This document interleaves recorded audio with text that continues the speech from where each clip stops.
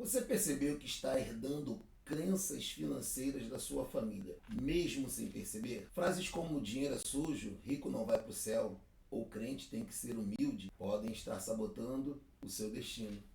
E você nem percebe. Hoje, eu vou te mostrar como quebrar essas correntes invisíveis e ativar sua verdadeira identidade de prosperidade.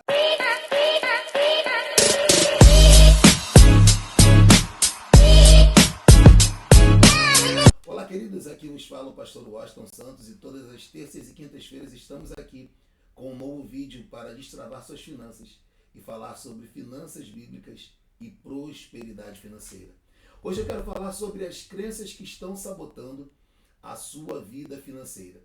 Você com certeza tem repetido muitas crenças dos seus familiares sem perceber. Frases que você ouve desde a sua infância, que se tornam leis internas. Dinheiro é sujo, dinheiro não dá em árvores, eu não sou Matarazzo, eu não sou um milionário. Você pensa que dinheiro e coisas como essas. Então, essas frases moldam suas crenças inconscientes, seus investimentos, a sua forma de consumir, a sua maneira de crescer ou não crescer, que redunda em um medo de crescer. Então, Provérbios 23 e 7, parte B, diz que como o homem pensa na sua mente, assim ele é. A maneira que você pensa na sua mente, no seu coração, determina a maneira com a qual você vai ter os seus resultados. Os seus resultados são um verdadeiro reflexo daquilo que você acredita. Você conhece pessoas que recusam algumas coisas, algumas oportunidades, porque acham que não merecem tanto? Crenças de merecimento. Esses dias eu estava almoçando com um amigo em um restaurante aqui no centro do Rio de Janeiro, onde eu me encontro, e para quem viveu a vida que eu vivi, aquele não era um lugar para eu estar. Infelizmente, muitas pessoas acreditam nisso, muitas pessoas ainda vivem isso. Eu quero te dizer que ali era um lugar para eu estar, sim, ali é um lugar para você estar, independente do restaurante que era, independente dos valores, dos pratos, independente de quem estivesse ali. Eu quero te dizer que você precisa desenvolver isso, senso de pertencimento. O mundo é um lugar bom para se viver. Embora o mundo jaza no maligno, ou seja, o mundo está baseado em princípios malignos, o mundo é um lugar bom de se viver. Por quê? Porque você está aqui. Porque você constrói a presença de Deus na tua vida, onde quer que você esteja. Então, o mundo é um lugar aprazível, sim. Voltando ao nosso assunto, eu quero falar sobre a raiz espiritual das nossas crenças. Essas crenças que os nossos familiares, figuras de autoridade, pais, mães, nos passaram, têm construído a nossa mentalidade. Mas não tem que ser para sempre desta forma. As coisas podem e devem mudar. Veja o que diz Romanos no capítulo 12, versículo 2. E não vos conformeis com este mundo, mas transformai-vos pela renovação da vossa maneira de pensar. Para quê? Para que você experimente a boa, perfeita e agradável vontade de Deus. Não tome a forma deste mundo. Não haja como este mundo age. Não viva como este mundo vive. Mas transforme a tua vida pela tua maneira de pensar. Então, a tua maneira de pensar ela tem que ser treinada, ela tem que ser criada. Bons livros, boas companhias. Você precisa desafiar a tua mentalidade e o teu status quo. Você precisa começar a viver coisas que você não viveu e ter experiências que você não teve no tocante à tua prosperidade. Pois assim, você verá que há uma boa, perfeita e agradável vontade de Deus para você e também para as suas finanças. Você não precisa repetir o estilo de vida dos seus pais. Por quê? As escolhas dos seus pais não são necessariamente as suas escolhas. A raiz espiritual de seus pais não são necessariamente as suas raízes espirituais. É tempo de você construir uma nova forma de viver. É tempo de você construir um novo destino. É tempo de você eliminar crenças distorcidas sobre riqueza e espiritualidade que geram culpa, medo e autossabotagem. Então, se você não renovar a sua mente, você vai herdar a pobreza como se fosse uma bênção. E deixa eu te dizer uma coisa: isso vai gerar muita reação, isso vai gerar muita luta interna para você, isso vai gerar inimigos do teu propósito, porque existem pessoas que não querem que você pense da maneira com a qual eu estou falando aqui. Por quê? Porque essas pessoas não querem, mesmo que inconscientemente, que você se liberte. Elas querem que você continue tão escravo quanto elas. Por quê? Porque o teu sucesso denuncia o fracasso deles. O teu avanço expõe o retrocesso deles, o atraso deles. Então, você precisa saber que pensar desta maneira vai atrair ira, você vai ser expulso de certos ciclos, mas a boa notícia é que quando você é expulso de certos ciclos, existe um novo ciclo, existe uma nova gama de pessoas que te aceita e te recebe como você é. Então, entenda isso. Se você não renovar a sua mente, você vai receber a pobreza como se fosse uma bênção. E é a raiz da pobreza e do atraso espiritual de muitas pessoas e nações.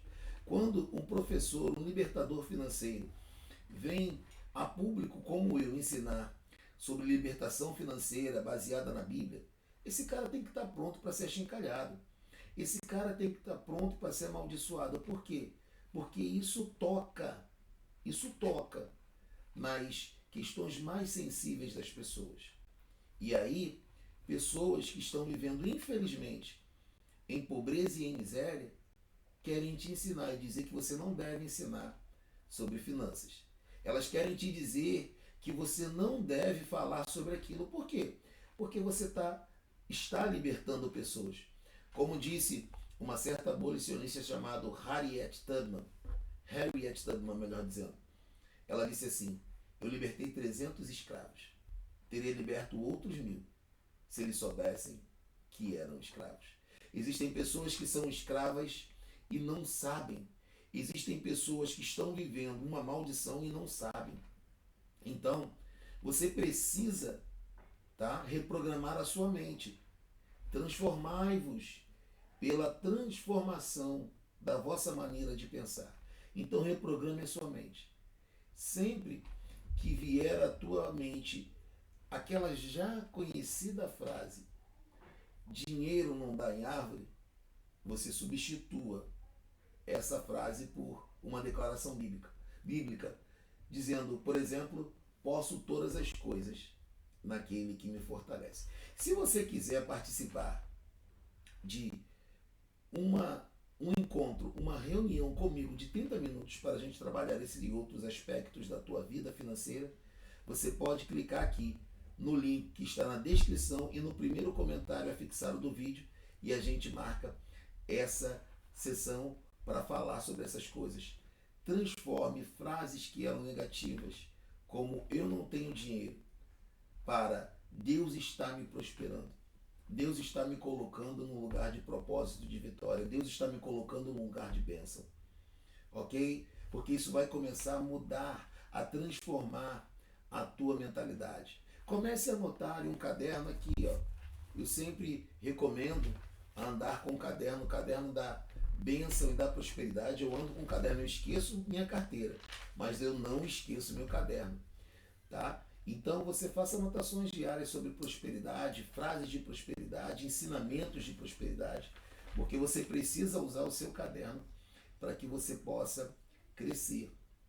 Uma outra coisa que você pode fazer também é evitar ambientes e pessoas que reforcem a sua escassez. Sabe aqueles ambientes? Não, vamos ali porque é legal. Aí tem um monte de gente lá derrotada, um monte de gente vivendo em maldição, um monte de gente que não espera nada da vida, um monte de escravos. Ou seja, desculpa, eu não sou alguém preconceituoso, mas existem lugares que são verdadeiras senzalas. E eu falo no pior sentido do termo. Quando eu falo senzala é um lugar de escravidão e miséria. E Deus não te chamou para viver numa senzala. Ok? Por que eu estou falando isso para você? Porque pode parecer que eu estou sendo aqui esnobe ou coisa que o valha. Aí vão falar, lá o pretinho querendo ser rico, pobre de direita, e bababá e coisas como essa. Isso não me ofende de maneira nenhuma. Mas o que eu estou falando para você é que se você é pobre, escuta isso. Bill Gates falou isso, é uma verdade. Se você nasceu pobre, não é culpa sua. Mas se você morrer pobre, a culpa é sua. Quando eu falo de pobreza, eu não estou falando de questões sociais. Eu reconheço que existem questões sociais que precisam sim ser solucionadas. Mas quando aqui, em outros materiais meus, em outros vídeos meus, eu falo sobre pobreza, eu não estou falando sobre questões sociais, eu estou falando sobre improdutividade. Então a gente vive uma geração que acha que tem que trabalhar por seu prato de comida.